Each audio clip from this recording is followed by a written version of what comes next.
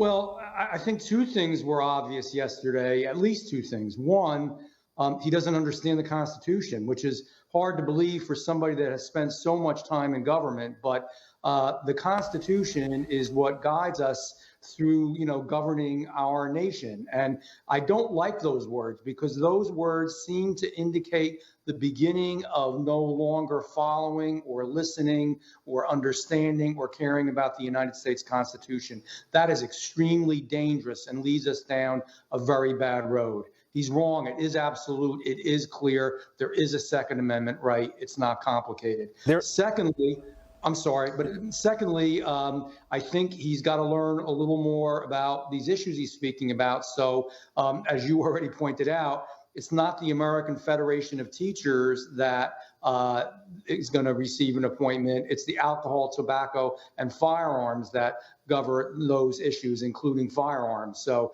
that was a little bit humorous. It'd be pretty funny to see a bunch of teachers involved with this. And thirdly, I don't think he understands the cause of the problem. Real quickly, good Americans, law-abiding Americans, keep receiving the blunt end of all this legislation. It doesn't make sense. The problem is crime. If you really wanted to do something, work on the crime increases that are occurring in New York City or in Chicago or in many other cities. Yeah. If you really want to do something, then you would worry about mental health and really start having good public policy for mental health. This is a cover when you don't have the proper public policy. Part of me is left to think that this announcement, obviously timed with some of these incidents we've had recently, these mass shooting incidents, but it's really just, again, divert our attention away from what's happening on the border, divert our attention from the lies that the administration has been busted in as it relates to the Georgia voting story. There are several things here, and this is what they want to focus on. But I think there's also a theme woven into President Biden's speech yesterday that we hear from a lot of Democrats, and that's, look, either get on board with what we're trying to do right now, or we'll move ahead without you. We don't need Republican support. We don't need any support from the other side. We can do this with or without you, and most likely we'd rather do it without you. This has been the worst example of a democracy in a republic the last few months that I can ever remember or have ever seen. And I've been involved in government for a long time. It's shameful.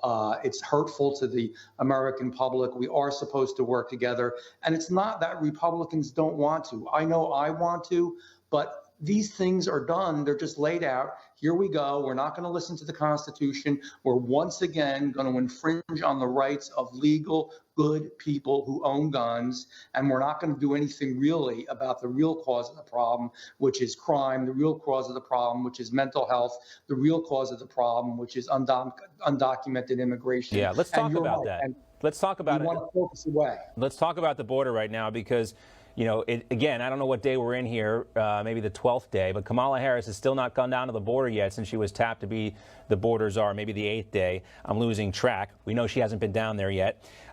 She did make a phone call to the president of Mexico, but I want to focus on the real cost, both the human cost here and the monetary cost. The Biden administration is spending at least $60 million a week on caring for more than 16,000 migrant teenagers and kids at DHS shelters. $60 million a week, Congressman.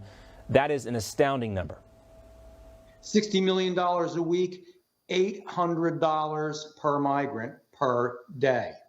That's another astounding number. Yeah. It is mind-boggling. So the human cost and all the damage it's going to cost to our country, all the disease that's being brought in, all the problems that we're going to have with the drug cartel and more drugs being brought in, the shame of what's being done as literally the drug cartel literally buys these kids, brings them over, uses them as drug mules, sexually abuses them, physically abuses them.